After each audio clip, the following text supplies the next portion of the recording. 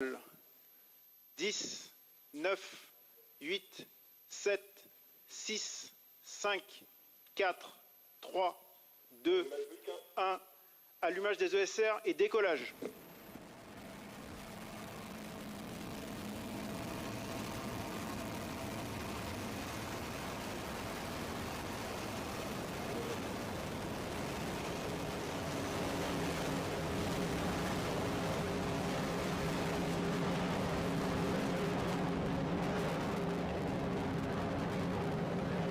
La propulsion est nominale.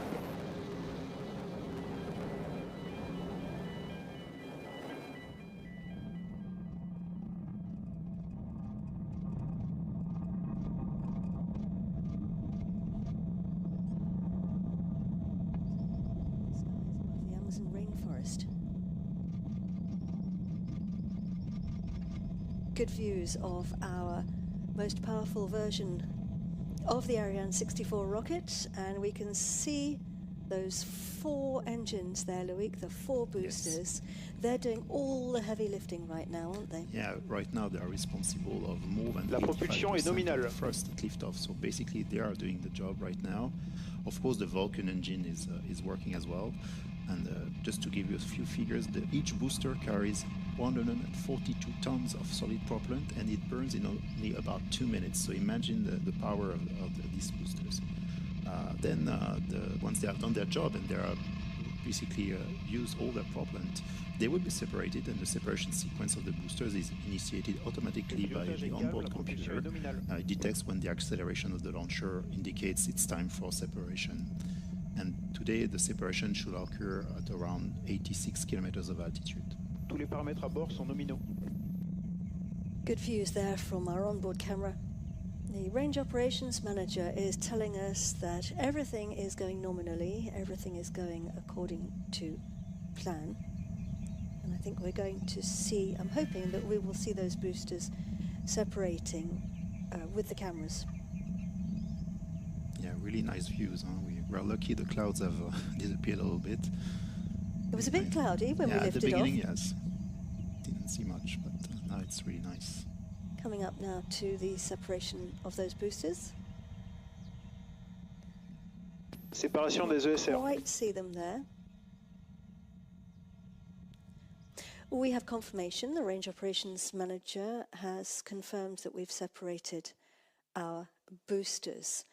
So those live images coming to us with a few seconds delay for technical reasons, but that's the boosters moving away. Yes, it's really nice to see these images. It's always a reward for the engineers who have been working on this project for many, many months. And we have the data, of course, but this kind of images is always a great reward. La trajectoire est nominale, tous les paramètres à bord sont nominaux. Next up will be the jettisoning of the fairing. Everything's going normally. The fairing, the top section of the rocket, we saw it on the ground. Séparation de la coiffe. Yes, it's a kind of a nose cone of the rocket, and it protects the satellites from the dust, humidity on ground, and of course during the crossing of the atmosphere, the friction of the air, which would be damageable for the satellites. So once we have exited the atmosphere, we can just get rid of the fairing gently. We can see it now. Yep, we've had it confirmed from the range operations manager. Look how those parts flex as they fall. It comes away in 2 halves, doesn't it? Yes, 2 halves, and this kind of behavior that you see, the way they move is called the breathing modes, because it's very flexible to make sure that they don't break when they separate. But on the other hand, it's also very robust to be able to sustain all the mechanical loads, all the aerothermal loads that they have during the atmosphere, which are really important. So it's a very ingenious design, a mechanical design, this fairing. It's both flexible and robust at the same time. Quick word about what you can see on the screen here. On the right-hand side, our trajectory. He's telling us that everything's going normally. The trajectory is the green line. The cross is the actual position of our launcher. And then below that you can see our altitude, 175 kilometers and climbing, our distance from the pad, and our speed at the moment, Loïc, we're traveling at, well, over 3 kilometers per second. Per second, yes. Pretty fast. Pretty fast. So the captain has now switched off the seatbelt signs. We can see our satellites in this animation on the bottom right of the screen, there's the big tank of fuel, the main stage, and Loic, we can see our satellites there. Yes, they are exposed to the outer space for the first time now because the fairing has been removed, and we can see the 32 satellites of Amazon Leo. They are assembled on a kind of mast or pole that is the satellite dispenser. It is provided by Amazon, and it is accommodated on a conical structure that you may see in black, which is called the launch vehicle adapter. And this adapter has been specifically reinforced for this mission since we have a very heavy stack of payload on top. And now you can have a closer view of the Vulcan nozzle. The propulsion right now is done by the lower stage, and we are increasing our altitude. And as you said, Katie, we can see the track of the launcher in yellow, which is perfectly fitting with the planned trajectory in green. And these animation images on the bottom right are a simulation of what's been planned. A simulation, indeed, yes. It's computer-generated images, but they are really a reflection of what has been planned in terms of mission analysis and trajectory and attitude of the launcher also. So it really is realistic. You have a good view of what's happening right now in space.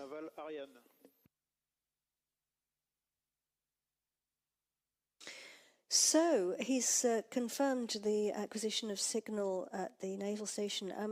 We are tracking the rockets using telemetry. We have ground stations along the flight path, and the rocket is sending a signal to those tracking stations as it flies over. Basically, it's talking to us. It's communicating, if you like. Yes, it's absolutely right. We are in constant communication with the launcher. It sends us a lot of details about its functioning and, of course, its trajectory and so on.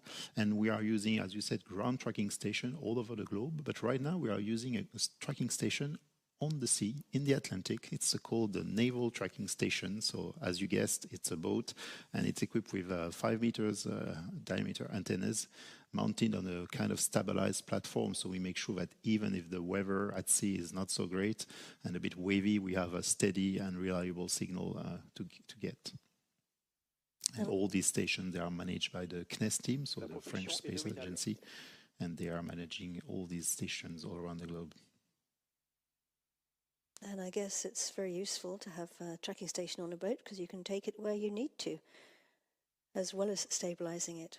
So the launcher has checked in at the Naval Tracking Station and said hello to the teams there.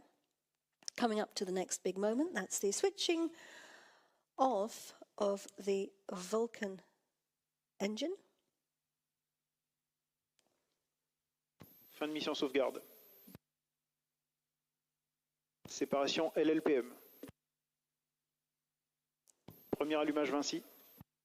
And we have the separation of the main stage confirmed, and we have confirmation now of the switching of the Vinci upper stage engine. There we can see the images on the live camera of the main stage falling away. Very nice to see this kind of images. Yeah, you can see the lower stage is being ejected and passivated before it re-enters the atmosphere. So this is a really important moment, isn't it, switching on the upper stage engine? Yes, we are into the next great phase of this launch. We are using the upper stage, which will be the stage that will raise our altitude, and eventually, with a second boost later on, we will have the last target orbit for our satellites. So now we are performing the first boost. We will boost for about 11 minutes, raise our altitude, and of course, trying to go to the point where we will be able to deliver our satellites. We're looking here at the camera. We can see the upper stage engine just on the right-hand side there, and kind of slightly glowing as it's burning. So the upper stage is now in charge. Its job is to deliver its passengers to their required dropping-off point, if you like, in space. A bit like an orbital bus driver, isn't it? Yeah, luxurious. A luxurious one. Bus driver, yeah. With lots of passengers on the bus. A lot of passengers, and with this Vinci engine that we're able to reignite, we will use 3 boosts for this mission. We are very flexible on this kind of mission, so we will be able to deliver a constellation at the right place at the right time. And this is a really interesting feature of Ariane 6 as such. We are using also cryogenic fuels for this engine. So once again, oxygen, liquid oxygen and liquid hydrogen